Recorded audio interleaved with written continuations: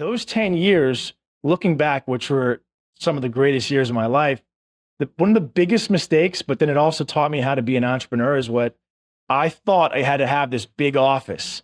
And so I remember renting this office space out that was next to the Gold's Gym in Naples, which was kind of a big deal. It was in an industrial spot, so it wasn't that nice, but in my mind, it was awesome.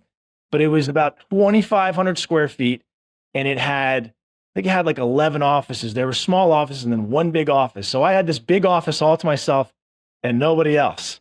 So I realized really quickly that I had to pivot.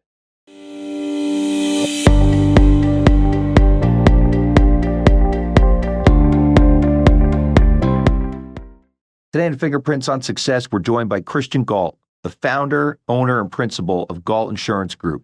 Christian launched the agency in 2003 and has since built it into one of Florida's leading independent insurance agencies, now growing a national footprint. A third-generation insurance professional, he grew up around the business. And although he has old-school values, Christian is known for bringing fresh energy, innovative ideas, and a client-first approach to one of the toughest insurance markets in the country. After earning his degree in business administration from Nova Southeastern University, where he played D1 baseball, Christian then made Naples his home, where he's not only growing a business, but also raising a family and investing in his community. When he's not solving complex challenges in the insurance world, you'll find him on the golf course, enjoying Naples beaches, or downtown on Fifth Avenue with his wife Andrea and their 3 children, Boston, Dior, and Declan. Christian's perspective makes insurance relatable, leadership approachable, and entrepreneurship exciting. He blends legacy knowledge with forward-thinking strategy to show us why protecting what matters most is more than just smart business. It's a powerful part of success. Let's explore the fingerprints on success of Christian Gaul. Hey everyone, welcome to the show. Christian Gaul, welcome to Fingerprints on Success. How you doing? Fantastic. Thank you for having me, Bill. Oh, it's great. It's great to have you. And you know, I think that what I'd love to do to kick it off is really start with a conversation about your journey. You know, how did you get into the property and casualty insurance profession? And, you know, kind of take us back to the beginning before you started, you know, this incredible agency. Sure, Bill. Well, it all started for me with the love of baseball, believe it or not. You know, from the age of 5 all the way forward, played baseball all the way through high school. I was fortunate enough to go to St. Thomas Aquinas. We were #1 in the nation, won the Big League World Series on ESPN, played college ball, and everything seemed great. I was going to go to the major leagues, and I had my whole plan just set up for me. And then all of a sudden, the dream was over, and I realized it was time to hang up the glove.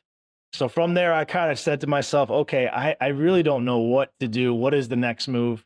I was fortunate enough that my father was a State Farm agent in Coral Springs, Florida, and I got to see how he built up his book and how residual worked. And I just said, hey, Dad, some of my friends are going backpacking. I'm clearly not doing that. I know you'd never send me backpacking. Can I come work in your office? And he said, sure. So I ended up working in his office for 7 months as a receptionist. I got to be honest with you, Bill, it was horrible because I went from being this guy on campus and baseball 2-a-day practices and parties and just a great time to all of a sudden, you know, good morning, State Farm. This is Christian. How can I help you? While some of my friends were still at college because it took a couple more than 4 years to get out of there. But anyways, so after that, there was this girl named Sarah, and she would come in, and Sarah was like, hey, because State Farm happened to be letting go a lot of their clients after 1992 with Hurricane Andrew, I'm an independent. If you can't write any homeowners insurance, I'd love to help them. I won't steal the other business. And I was like, huh. So I kept track of that. And after some time, I realized we're sending a lot of business to Sarah. So I went to my dad and I said, Dad, here are the numbers. I've tracked it for the past 5 months. What do you think? And he's like, what do you mean? What do I think? I said, I think I'm going to be an independent insurance agent. And he goes, buddy, you are a CD student with dyslexia just like me. He's like, no chance that you're going to go and open an office. He's like, I can barely get you to get to the office on time. I was like, no, Dad, I really thought about it. And I thought that if I could sell 1 car policy a day, you know, the math worked out to basically I could make $3,000 a month and I could live off that. And one day, Dad, I'm going to make $100,000. And he's like, oh, Christian, you know, my poor son, you have no idea what's going on. So that then turned into me deciding, hey, I'm going to go for it. I did start my own insurance agency. I moved over to Naples, Florida. Uh, I teamed up with another agent that had an existing book of business. And after a year of getting contracts and learning, I decided to purchase them out, which she was very gracious and allowed me to do that. From there, Bill, I struggled for 10 years. I didn't have a mentor. I didn't have a manual. I didn't have anyone telling me what to do. These were the days that when I moved to Naples as an East Coast boy, I wasn't necessarily welcomed. And it was one of those things where I did ask a few other people that, had 20, 30 years on me, and they really weren't willing to sit with me. So I was kind of lost. So I had about a decade of confusion, peaks, valleys, a lot of valleys. And that then turned into, actually, I have this desk back here, and I keep it to remind myself, this is the desk that I started my company on. And my mother purchased it for me for about, I think it was $35, $40 at the time. It's a white plastic fold out. And she bought that for me, and I ended up working out of their house and starting the company from there, growing it to 6 locations, selling 5 of them, building up Naples, opening up an office downtown as an independent agent. And now we are licensed in 40 states, have 27 employees. And I basically think the blueprint I kind of ran was I wanted to run the company like a baseball team. So I kind of mapped it up that way and decided as I grow, let's grow a company that has X athletes, X teachers. And that's how Galt Insurance is where it is today. Wow. So let's talk about those 10 years on the way up. Give me a little flavor for, what that's like, right? So you go over to the West Coast and, how do you even start, by the way? So like, I want to be an independent insurance agent. I got to go get a license or something. I mean, like, how do you even like get it off the ground? Listen, ignorance was bliss at the time. When I joined up my partner, I had just got my 220 license, which is your license to become an agent. I did not know much of anything, worked in his office for 5 days, and it wasn't his fault. He wasn't a training. He was literally writing policies, so he didn't have time for me. So those 10 years, looking back, which were some of the greatest years of my life, one of the biggest mistakes, but then it also taught me how to be an entrepreneur, is what I thought I had to have this big office. And so I remember renting this office space out that was next to the Gold's Gym in Naples, which was kind of a big deal. It was in an industrial spot, so it wasn't that nice, but in my mind, it was awesome. But it was about 2,500 square feet, and I think it had like 11 offices. There were small offices and then one big office. So I had this big office all to myself and nobody else. So I realized really quickly that I had to pivot. So all of a sudden I became a realtor and started subleasing out all these spaces because I signed a 7-year lease and I'm going to do all these great things. And I just sat back and I was very fortunate that I had my best friend with me, Phil, at the time, that also, there's actually 2 desks there. He started a mortgage company and I convinced him to move to Naples. I'm like, hey, here's 2 dummies starting companies. We don't know what we're doing. We're best friends. He had given me the encouragement to go and start my company when I talked to him about it before I left Coral Springs. So I said, hey, come join me. We'll do mortgage, we'll do insurance. It'll be a piece of cake. We would sleep at the office. We would hang out. We'd order pizzas. And like I said, I became a realtor. So I remember going around and just basically like, hey, I'll sublease out a space for $500.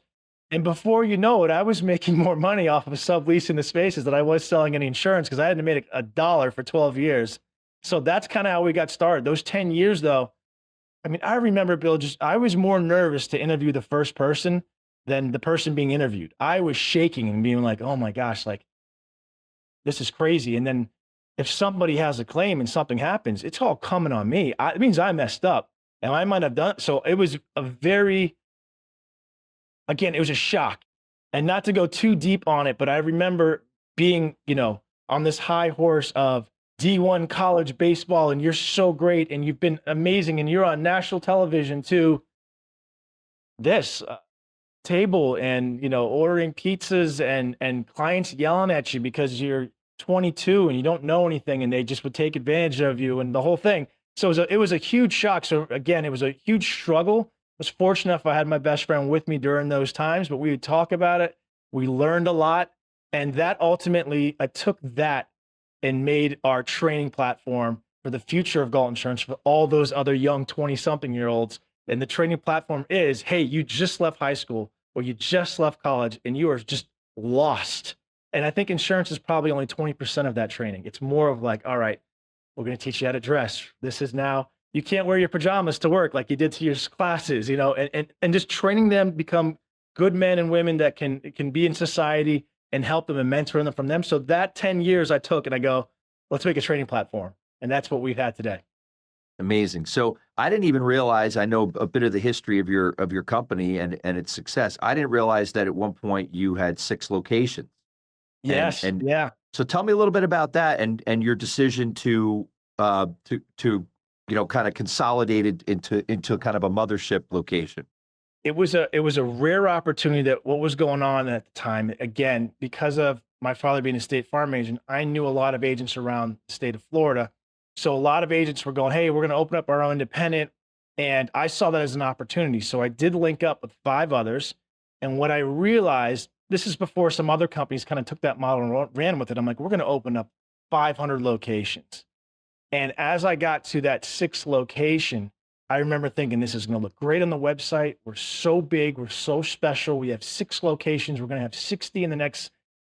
And then I realized that this is a watered down version of our actual headquarters office.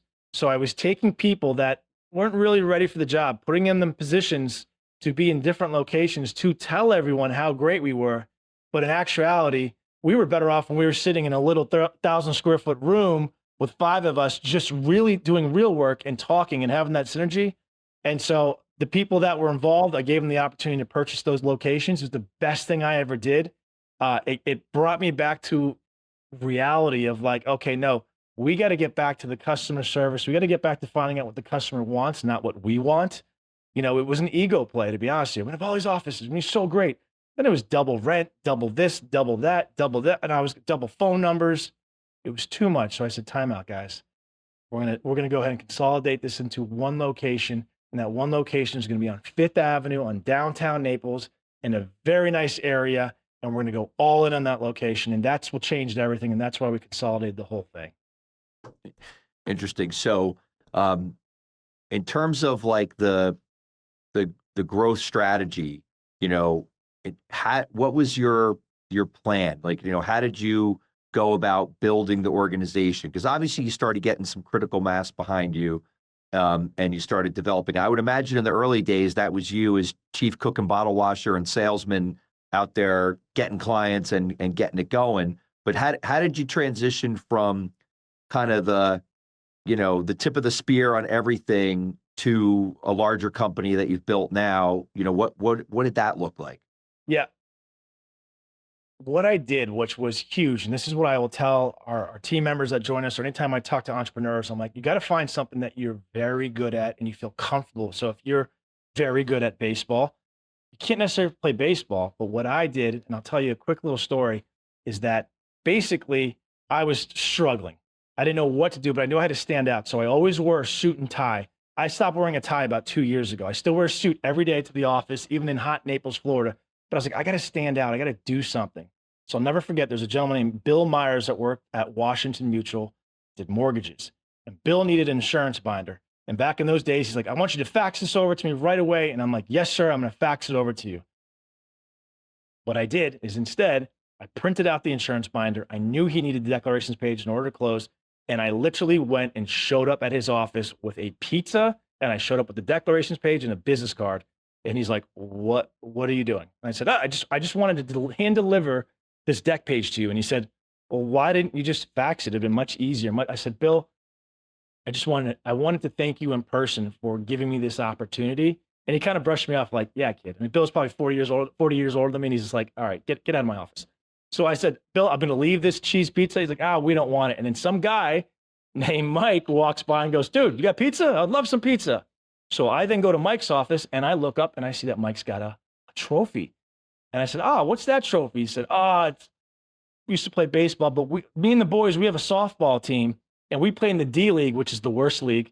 We play in the D League and we stink. And I said, I played college baseball. And he's like, you should play in our team. And I'm going, this is the last thing I want to do. Playing softball 3 years after D1 baseball was like, it was horrible, but I was like, all right, I'll do it. And Bill, what happened is that I played on Washington Mutual softball team. Within 3 months, helped them win the D League. I'm not saying I did help. Won the D League, and then they were next door to Prudential, who was next door to Stock Financial. And before you know it, I had 30 and 40 guys sending me leads. They were each sending me 1 to 2 leads a month. There's 30 or 40 of them. After the softball games, I would go and I would take them to the local bar. I did not have enough money, but they're pitcher beers. So I was like, I got this round, guys. I get everyone beers. And then I would go back to all the softball games that were at 6:30, 7:30, and 8:30, and I'd put business cards in everyone's cars. And I did all that. So that is where I got all the leads, because people are like, dude, I didn't have money to advertise. So I always say, find something that helps you get leads. So are you good at bowling? Are you good at golf? Like with Griffin, I'm doing that right now. What are you good at? And then shine on that. And then if you're a good person, they're going to obviously want to do business with you. And that kind of then turned into where we're at now. And I just try to kind of rinse and repeat that with other people as they came on board. I'm just saying, what are you really good at? What can I help you with? This is the game plan, because we've never been one. We don't do mail outs. We don't do TV ads. We don't do any of that stuff. It's all about, I'm like, people have to trust you and like you and know that you're going to help them. So if you have a foot in and you're a really good bowler, or you're a really good golfer, a really good baseball player, use that to your advantage. Interesting. So a lot of times when I talk to entrepreneurs, and as you know, I'm, been a lawyer to entrepreneurs my entire career. You talk to a lot of different people, and, the hardest thing to do when you're scaling a company is to find people that can bring in a lot of business, right? In every profession, in every field, the rainmakers are often the hardest to find. And a lot of people will say, after years of trial and error, people either have it or they don't have it. You either have that ability to connect with people and instill confidence in people, and it's like a kind of almost like a God-given gift, or you don't, and it can't be learned.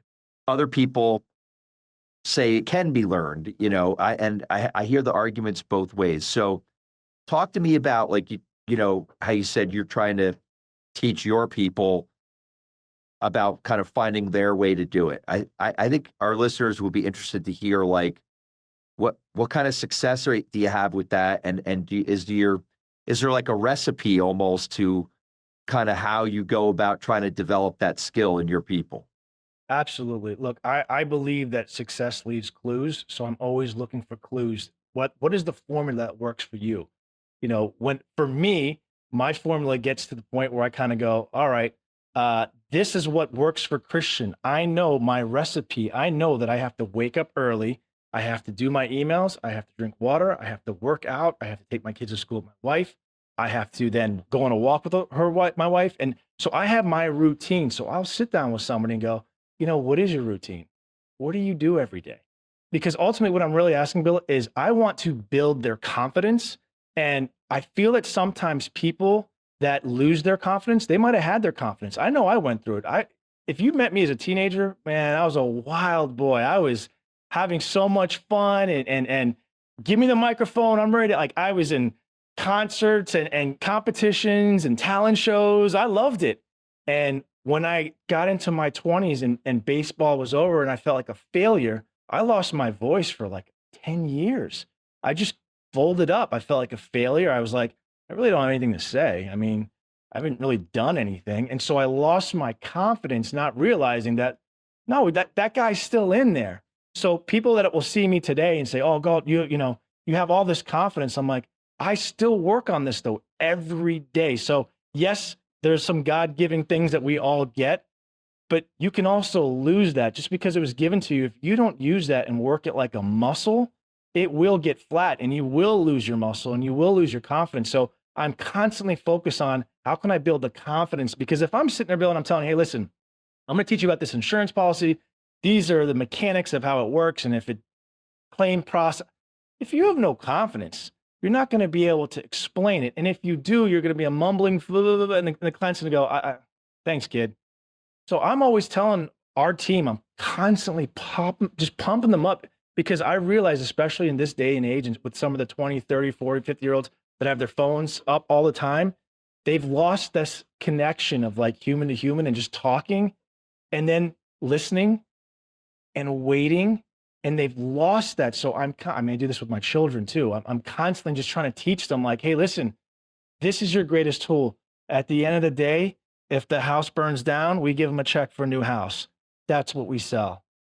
That's it. So take all the anxiety out of it. Now, where you're going to learn, we're going to lift the hood of the car up and you're going to learn all the mechanics and what the engine does and the flux capacitor and all that stuff. But don't worry about that. We're going to teach you that. We can teach anyone that. But the people that you're talking to have to understand and feel that you believe what you're talking about. They've got to know that they can trust you and that you can help them. Those are the two questions they're going to ask. Can this guy help me? And can I trust him? So I work on that all the time. I'm like, guys, listen, we got to get that confidence up. And if you allow me to kind of poke at you a little bit in some of your little weak spots and be coachable, I promise you, I'm never going to put you down. I'm not going to make you feel inadequate. I'm not going to be condescending, but I am going to tell you certain things. You know, if you show up here and your shirt's untied, or maybe your hygiene's off, or maybe you probably should go get a nice shave, or it's been a while since you brushed your teeth. I start with small things, small little things before we get to the massive stuff. So to me, it really comes down to building confidence in the people. Yeah, it's interesting because, you know, the concept of, you know, you talked about looking for clues of success. Like, can you give me a little insight on that? Like, you know, kind of what you look for or what? So I will sit here with some younger people and older people that come and say, hey, Christian, I kind of want to get into this field or that field. Success leaves clues, meaning, okay, who is the person that is the best at whatever they do? Go work for them for free for 6 months to a year. What can you bring to the table? I'll give you a good example. When Griffin and I met each other, I told him, listen, I will teach you insurance. And if you could help me teach golf, because I want to be a scratch golfer one day and you want to make a ton of money and help a lot of people. So can we work together? And so we'll look for certain clues in people. I look for successful things, and even in clients. When I'm qualifying a client, I'm looking for this, and I can know within the next couple of minutes as I'm speaking to them if this is even going somewhere. So everything that we're talking about here today, Bill, I do this in my personal life too. Success leaves clues. If you go to a certain restaurant and the food is not great, and there's a clue, don't go back there. You know, like, so there's certain things that I always look for. You know, when we were building Galt Insurance after those 10 years, I kind of had an epiphany. And one successful thing I found is I went through a Chick-fil-A once, and I was like, wow, we need to be the Chick-fil-A of insurance, because they were so polite. Yes, sir, my pleasure. Please come through. Now, I could have got a burger at any other joint, but I happened to go to Chick-fil-A that day, and it hit me, and I was like, we got to go back to using manners. We got to go back to basics when people walk in, and offer them a bottle of water and roll out the red carpet for them and make them feel special, because at the end of the day, what we sell is the same thing the next person down the street sells. We have the same products. We're fortunate enough that we've been around long enough that we do have other high-end products that some agencies might not have. But for the most part, we have a lot of the same products. So we have to sell ourselves to the client. So then as that evolves, I will look for other successful things, and the target keeps moving. So our next target for our company was, okay, guys, I'm so proud of you. We were the Chick-fil-A of insurance. Now I want to be the Four Seasons Hotel of insurance. What does that look like? What does that talk like? How do they dress? Where do they hang out? What all the qualities in those people, places, and things, that's what we want to, we don't need to reinvent the wheel here. So to answer your question, if somebody was looking for success leaving clues and you wanted to get in a certain industry, I would find the best of the best. I'd find Bill, I'd find Mark, I'd find Christian. I'd find those people, and I would bring something to the table, even if it meant working for free, and I would study them. It's one thing to study a book in school or college. It's another thing to roll your sleeves up and go, I'm going to watch Bill. I'm not even going to listen to necessarily what Bill or Christian's saying, but I'm going to watch them every day. I'm going to see how they interact with their children, how they interact with their family, so it's not just the money thing. I try to tell people, before I got into the insurance industry, I remember talking to this gentleman, and he was the highest paid pharmaceutical rep, and they wanted me to come work for them. And I was trying to figure out insurance or pharmaceutical rep. I said, sir, do you mind can I just tell you, like, you're doing really well. I see the nice car and everything. How much do you make? And he said, oh, I make a little over $500,000. And I was like, oh my God. He's like, you can do it too, and I'll show you. And I don't want to put this man down, but when I start seeing how his personal life was, what he did on the weekends, who he was with, and how he carried himself, I asked him about it.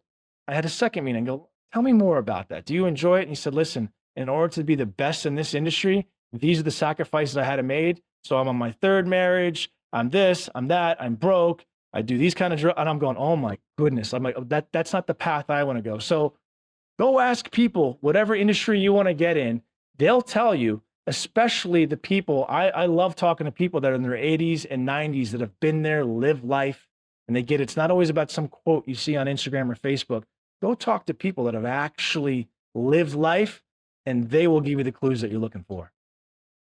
So when you reflect back, you've been building this agency over the years and you continue to grow and, now you've expanded out of being a regional firm to a national firm. Do you find that there's certain mindsets you've had along the way that have contributed to your success that were kind of quintessential to, in terms of your philosophy? Yeah, the mindset is I have to be grateful. I have to wake up every morning knowing that I got to live today. When my feet hit the ground and I say my prayers, I'm going, thank you, God. I woke up today. Like the mindset is being grateful, being humble enough to learn every day. So my mindset every single day is like that. I thank God every day. I thank my wife for being with me, kiss my children. And I understand, Bill, that everything is temporary. The wins, the losses, life is temporary. We're only all here for a short period of time if you really look at it. So anytime I start getting into a little funk, which happens to me a lot, I mean, I would say 4 out of the 7 days I'm doing really great. But there's 3 days where I'm just going, oh man, like what is going on? Must be me. So I have to then refocus my brain and tell myself, all right, Christian, you're in a funk right now. Take the focus away from you and go do something for somebody. Go hold the door open for somebody. Go call someone that you haven't spoke to in a while. Text a friend. Hey, I love you. I know that you're doing really hard. You're working hard, building your company. That roofing company hasn't taken off, but I know you, if you stick to it in 4 to 5 years, you're going to be doing great. Just take the focus completely off yourself. And I do that. It's a trick I learned from my mother. She would just say, take the focus off of you. Take the focus completely off and then think about others. How can I help someone? And it can be the smallest thing is holding the door open for somebody. The smallest thing is somebody cutting you off in the middle of the street and giving you the bird. And you just go, okay, have a nice day. Just it's a small little perspective change, but that mindset, then what it does is it creates little tiny wins. And in my mind, I'm going, okay, that was a little win. That was a little win. That was a win. And that builds momentum. So now I've had 5 or 6 wins and it's not even 7 o'clock in the morning. So by the time I see my wife and kids, I'm like, hey, I'm in a great mood. And then I'm going to get more wins. And there's a couple L's, couple learns, and then wins. And before you know it, you create momentum. And that mindset then creates larger wins. And then you rinse and you repeat. Right, exactly. Rinse and repeat. Step and repeat. So what are some things that, because obviously no journey is without its bumps and bruises along the way. What are some things you could share with our listeners about things that when you reflect back, you'd say, okay, I wish that, myself today could have told myself X years ago, here's what not to do, or here's the mistake I'm about to make? It's a good question, Bill. I wish I would have been a lot more present.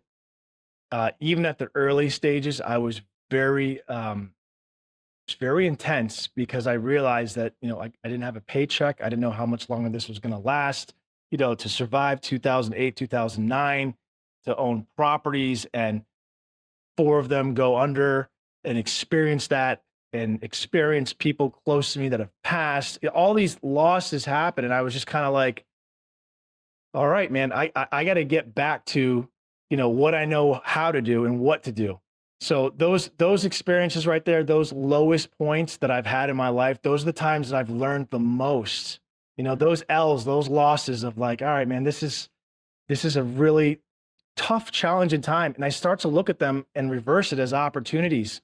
This was an opportunity for me to learn. And what I like to do, I look for pattern recognition and everything, and the good and the bad. So when there's bad things, I'll ask myself, okay, what happened that? And I will really analyze it. I'll go, okay, this plus this equaled that, as crazy as it sounds. So I'll figure out, okay, if this formula is not working, I need to either change the ingredients or I got to find a new chef or I have to find a different way. But that's how I get through those tough times. And I had a lot of them. I mean, I had close relatives go, I had family members go, well, you just kind of check out. I had times where I had carriers come into my office and go, we're pulling your contract due to lack of production. Good luck, kid. I'm like, wow, like I just lost all of 5 years of doing this or 10 years of doing that. So a lot of the losses though, it builds, like when you work out and you get those calluses on your hand, from working or playing, hitting baseballs or golf, like it builds that up.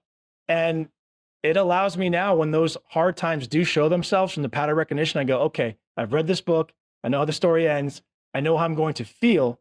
So make sure my feelings don't get in the way because facts are not feelings. Take those feelings, move them aside, and let's deal with the facts. Here are the facts. This is happening. This is happening. This is how you handled it last time. This is how you should handle it this time. And if I keep messing it up more than twice, I'll call someone like Bill or Mark Murphy and go, hey guys, I keep messing this up. I keep bumping my head on this wall. And someone like you, Bill, will say, hey, Christian, you ever just thought about walking around the wall?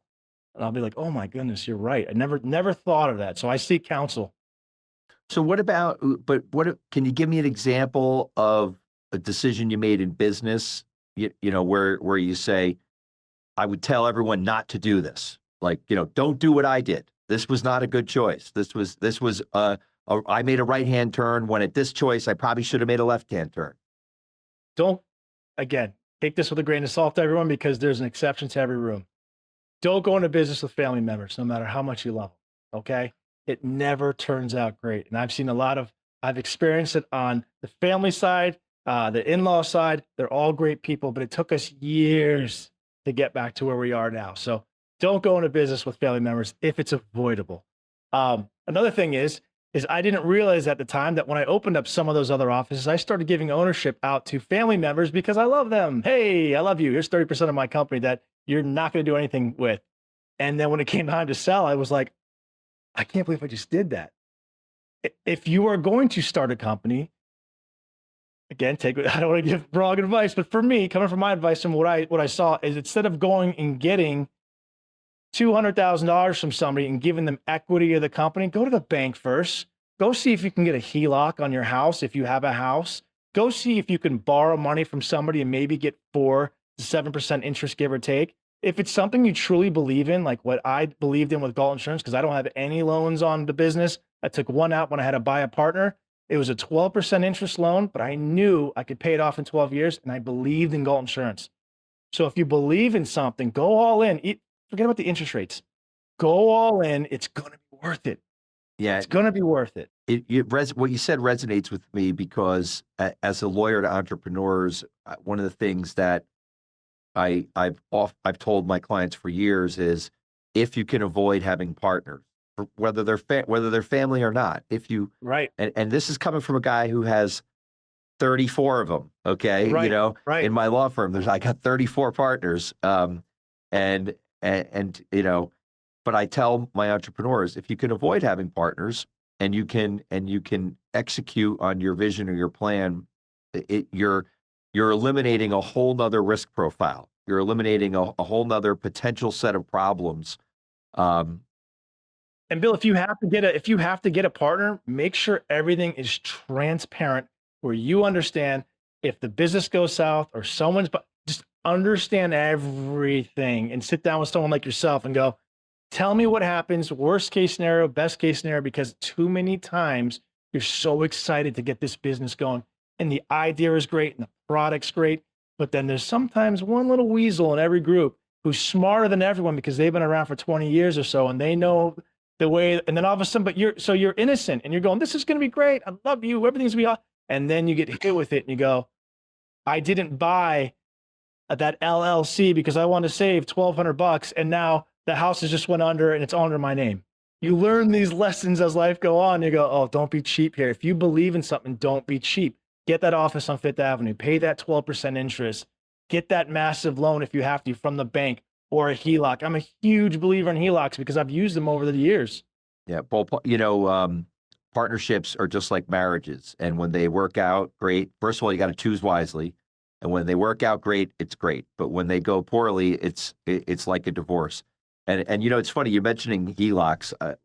One of the guests that we've had previously on the show, an old time client of mine who, today owns a business worth probably over $200 million and built it up literally from forming an LLC and having not one client and getting a certification in the particular industry he was in and starting from scratch. He took a $150,000 home equity loan and used that $150,000 to start a company from scratch that today is worth about $200 million. So, the use of a HELOC, finding a way to use leverage. Get it now. Don't wait. Get it now. I tell people, get it. Don't worry about the interest rate. One more thing on this, Bill, is I feel like whether it's a personal relationship with a wife or a partner that you're going to do business with, because it's very similar, you have to over communicate at the beginning of the relationship. At the very beginning, I sat down with my wife and I was like, this is my vision. This is what I see for us in the next year, 5 years, 10 years, 20 years, forever. This is a forever thing, right? And I didn't say that the first date, but I did propose to her after 3 months though of dating, because I knew. But basically this is it. And when you sit with your business partner, the same thing. These are all the what ifs, but be totally transparent. I would share my fears or my concerns with them. This is my concerns. If X, Y, Z, share that. Is this going to be a problem? No. And then once you have signed on the dotted line and you are now married to the person or that business partner, you over communicate. When I had business partners, and my wife and I talk every day, multiple times a day. When I did have business partners, I don't now. I wanted to talk every day. We're like, oh, what's there to talk about? I'm like, I don't care if it's 3 minutes. We got to be rowing in the same direction, even if it's just to say, hey, the sun's out. Great. Next thing, but we got to communicate and be transparent. And when there's a little turbulence in the relationship, we got to call the elephant out in the room right away. Hey, our game plan was to do X. Now things have changed. We got to pivot, and we got to pivot fast. If we keep doing what we think works 10 years ago and we don't pivot, we're going to get slaughtered in business and in personal relationships. So that's a big one. Over communicate. Even if you feel like you're being annoying, over communicate again. My wife's like, you always say things 2 or 3 times. I'm like, I want to make sure the person really heard what I said and there's no gray areas. Well, I actually think that's great advice in all areas in terms of over communication. I tell the young lawyers in my firm, I always say, listen, I can assure you that I've never received a phone call my entire career from a client who said, Bill, I got to tell you, you guys just reach out too much. You communicate too much. You're keeping me too informed. I didn't need to get that call from you on a Friday letting me know how things went this week. It's just too much communication. Will someone call and say, I wish I'd gotten a call, or I had to follow up, or I didn't hear back from someone? That's how you fall into the pile of everybody else. But if you consistently over communicate, you'll be a hero to whoever it is that you're in a relationship with. And clients, frankly, love communication. I think no matter what industry or profession you're in, they never complain because you're just reaching out for them too much.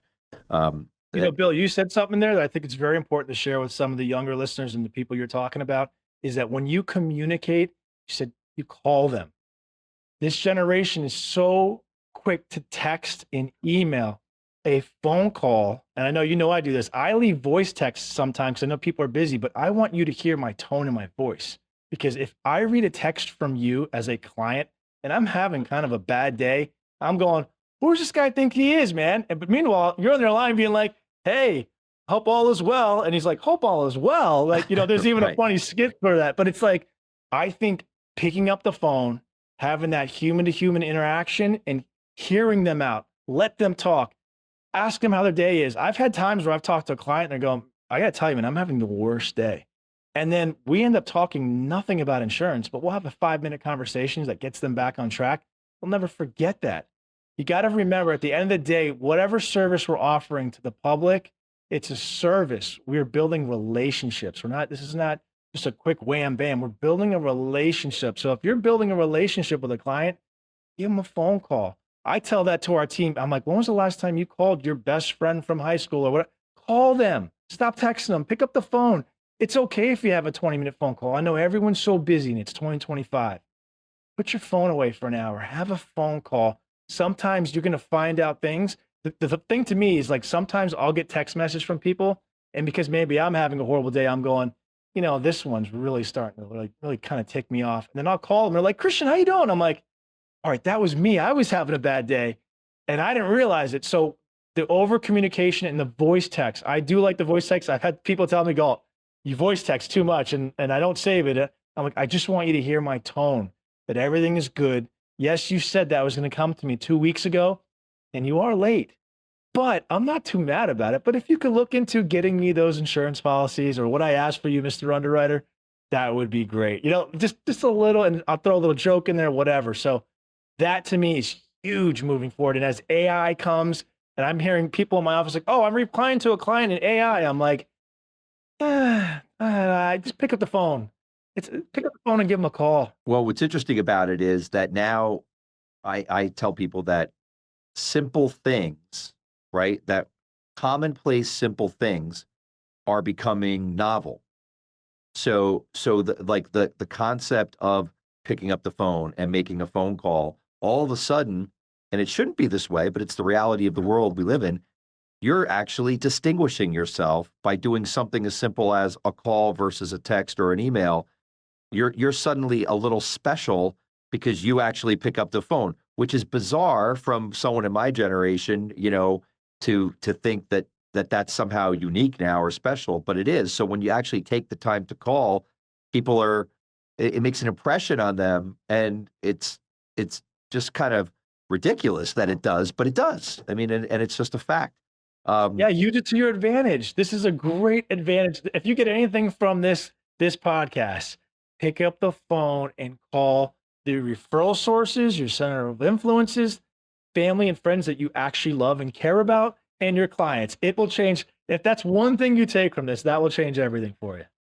So jumping into something completely random, you played Division I sport, and were obviously an athlete at a high level.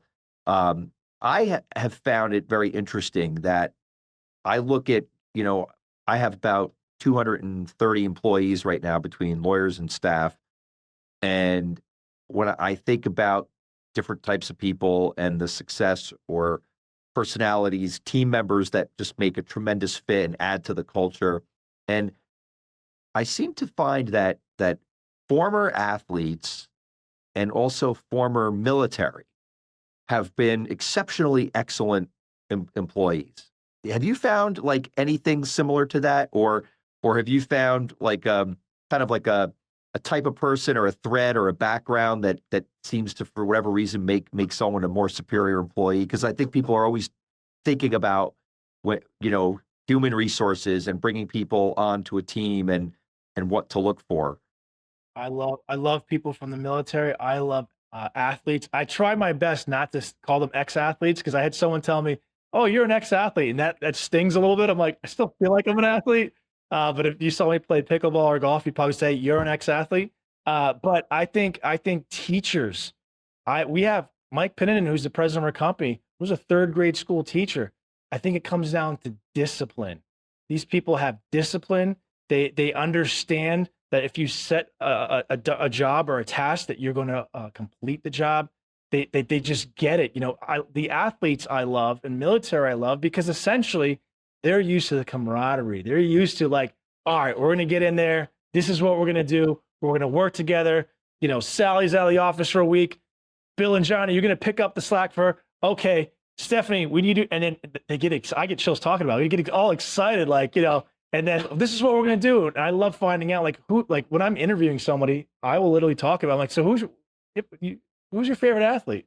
So I know if they tell me it's Michael Jordan, I know that's one type of person that appreciates greatness. I know if they say Wayne Gretzky, or if they say like the greatest athlete of all time, Bo Jackson, or I know if they mention Tim Tebow and why. And so there's a lot of clues in that question. I don't follow sports. I'm not going to not hire them necessarily because they don't follow sports, but it's just very interesting to find out, okay, so when you were a teacher, what did you like to teach? What made you excited? Well, I loved teaching, and the kids coming back 15 years later and seeing what they've done with the stuff that I've taught them and how it's helped them in their life. Great. So when I met Mike Pinnanen, he was a teacher.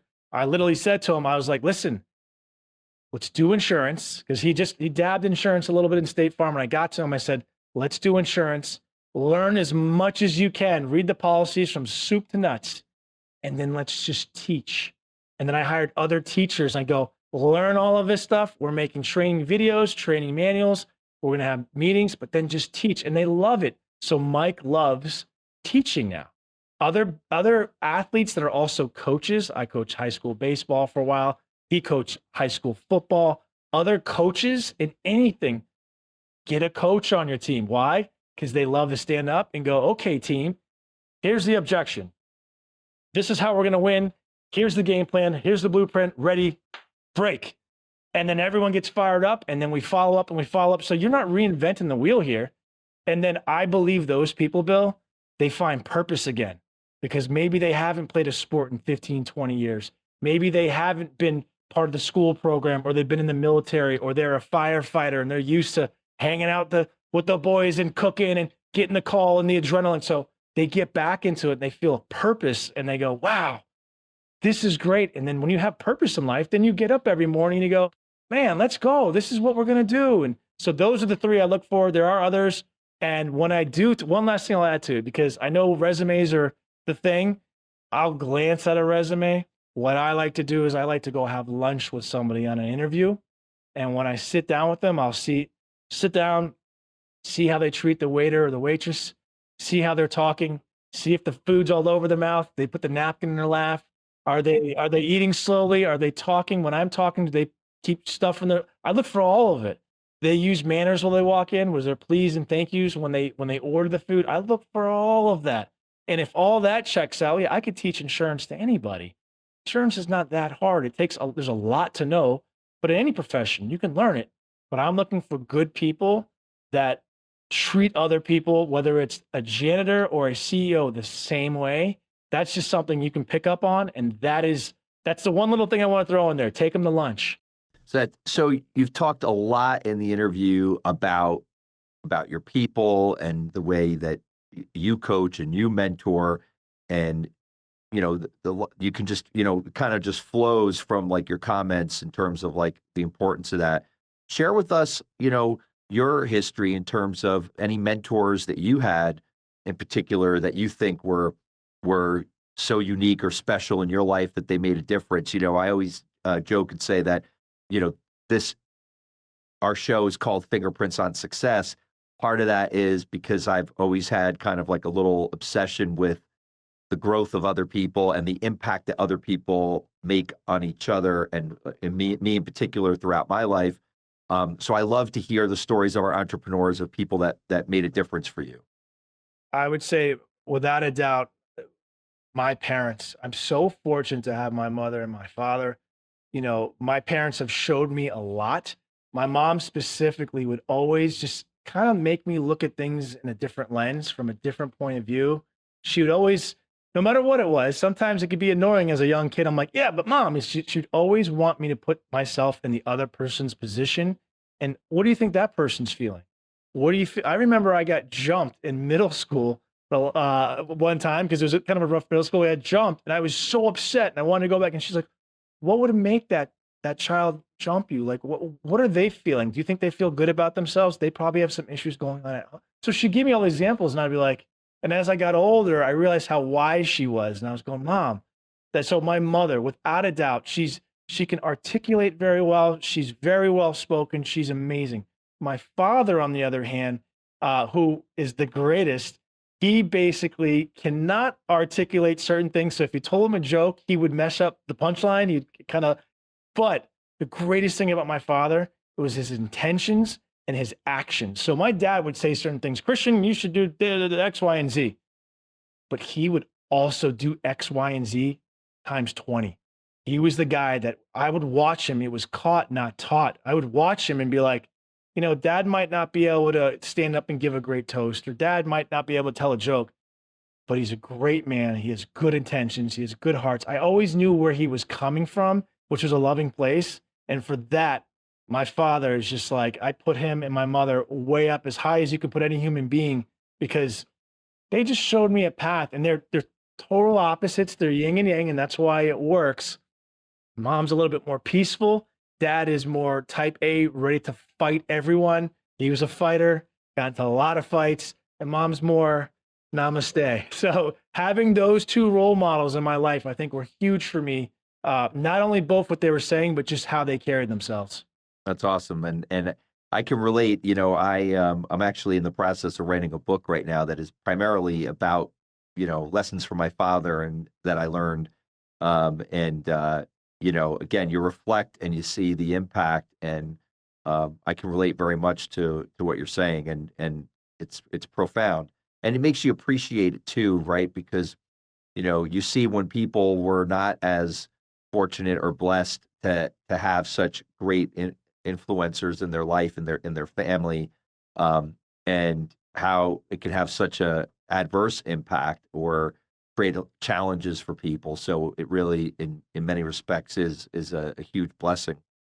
So tell me a little bit about kind of what you're working on right now. What's got you, fired up each day in the morning when you get up with your business, that's got you excited. A lot of things. I'm always looking to learn. So I get excited. And it's not just about, I really feel like my personal life bleeds into my business. So I'm always looking, Bill, like, how can I be a better husband? How can I be a better father, a better son, a better friend, a better leader at Galt Insurance? So I work on these things. I always say that you can't take care of others or your company until you take care of yourself. So I'm constantly going, okay, I got to take care of myself. Then I can take care of Andrea. Then I can take care of the kids.